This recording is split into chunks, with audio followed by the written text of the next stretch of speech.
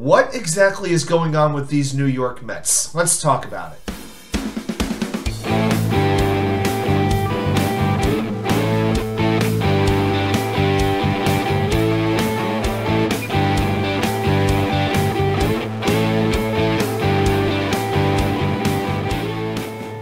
And well, welcome back to New York Sports Wicker Media. I'm Wa2K99. Thank you, as always, for taking the time to watch these videos. We have been doing a whole lot of content in the last couple of weeks on the NFL, specifically with the draft. We've been talking NBA playoffs. We've been talking NHL playoffs. We have not done a baseball video in about a month now. But I think now it's time to put baseball, take it away from the back burner and put it right back up front. Because after 20% of the season has been played, we have to address what's going on with the New York Mets.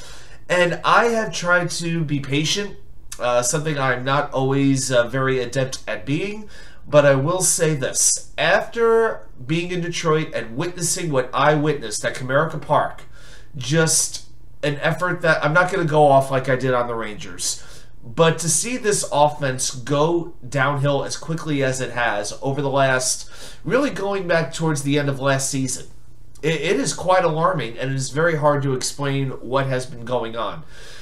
If we look at some stats here, over the last 26 innings, and this factors in the Mets' 1-0 win in the first game against Colorado on Friday night, they have scored 2 runs in 26 innings. Going into that game, they had lost 5 out of 6 and 9 out of 11 games. And against Detroit, that 3-game series in particular was really annoying. Detroit came into that series with a 4.80 ERA on their pitching staff. In 27 games, they had allowed 40 home runs. The Mets got 1 home run in that series. It was by Tommy Pham. Well, a lot of Met fans would probably let go today if they could. Mets scored 6 runs in 3 games, 0 for 7 with runners in scoring position. I mean, even when the Mets have a good offense, 0 for 7 is one night. You know, being unable to hit with runners in scoring position. But what's so weird is this lineup has not changed all that much. If you go back to 2022, you know, James McCann was let go. Omar Narvaez came in before he got hurt. You know, outside of that, not a whole lot. They brought up Brett Baty. They brought up Francisco Alvarez very recently. But the simple fact is, the players who they had on this team have not performed. It's really not that complicated. You know, if you look, this stat was amazing to me. The Mets have only 5 players hitting over 240. Over 240. Those 5 players are Brett Baty, Brandon Nimmo, Omar Narvaez, if you can believe that one. And of course, he only played about 2 weeks or so, and then he went on the injured list with an injured calf. Jeff McNeil, and how about this one? Daniel Vogelbach is hitting about 270.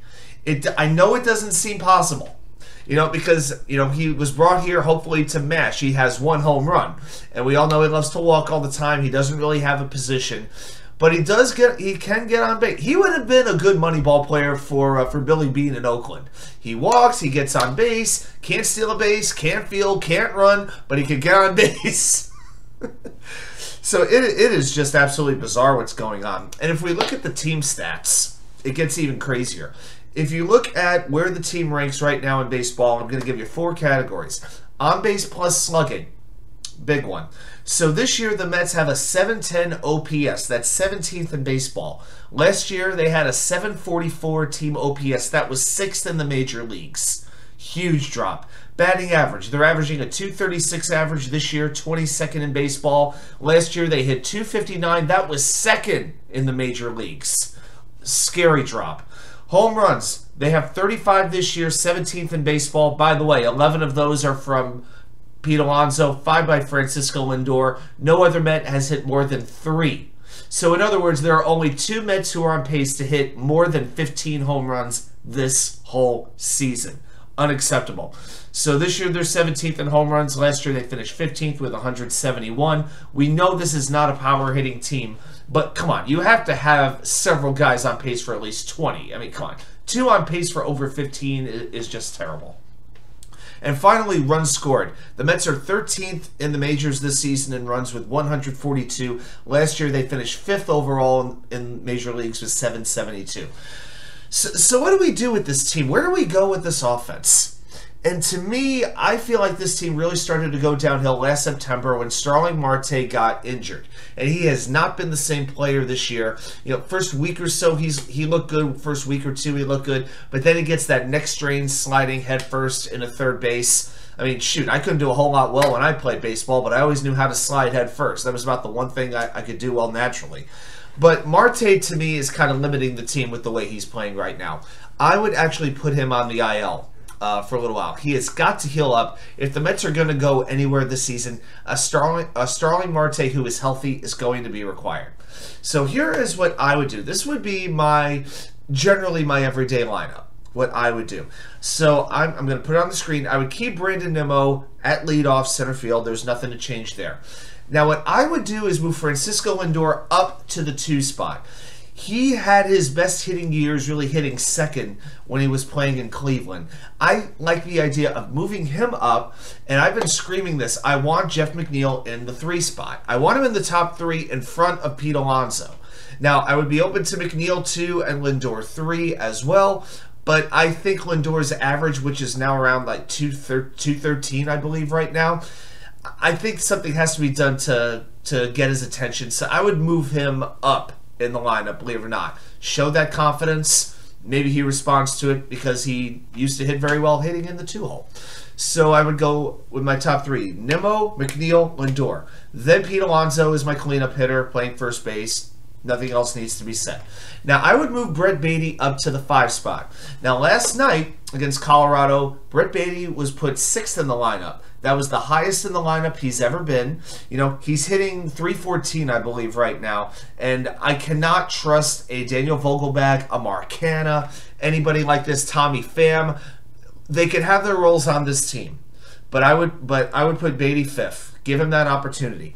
6th, this is where it starts to get a little bit more in depth. I don't think I'm ready to move Francisco Alvarez all the way up there, but I would put a DH behind Baty, whether it is Vogelbach, whether it's Escobar. I would probably go with a lefty-righty platoon with those guys. I just cannot have them right behind Pete Alonso. So put Baty 5, put the DH 6th. Then I would go Mark Canha. Then I would go Francisco Alvarez. And finally, I would put in Ronnie Mauricio. I would call him up with putting Marte on the injured list, and I give him the opportunity to play second base. I put McNeil in right field, and I can roll with that for a little bit. Mauricio, has continued to hit. It's been a whole lot of multi-hit games, and he's starting to play second base, and from what I'm hearing, he looks actually pretty adept. Your infield defense will probably take a little bit of a hit at the end of the game. That's just part of it. Late games, you could always switch it up. You could put McNeil back at second, sub out Mauricio, and put like a Tommy Pham in right field. I thought about possibly releasing or trading somebody like Vogelbach or Pham. The problem with getting rid of Pham is, who's your next outfielder? You know, you've got Canha, you've got Nimmo, you've got Marte, although for the purpose of this exercise he's out. McNeil, but then what? Who else is there to play outfield? The answer is there isn't anybody. And I like Mark Vientos. I would like to see him come up at some point this season. I think the bat is ready. But the problem is he's such a limited player. The only position he could play well is first base, and that's not ever going to happen. So if you bring him up, well, you could easily cut Tommy Pham, but like I said, now you're hurting your outfield depth. You know, so there's a whole lot of issues here with this roster. The mix just isn't quite right.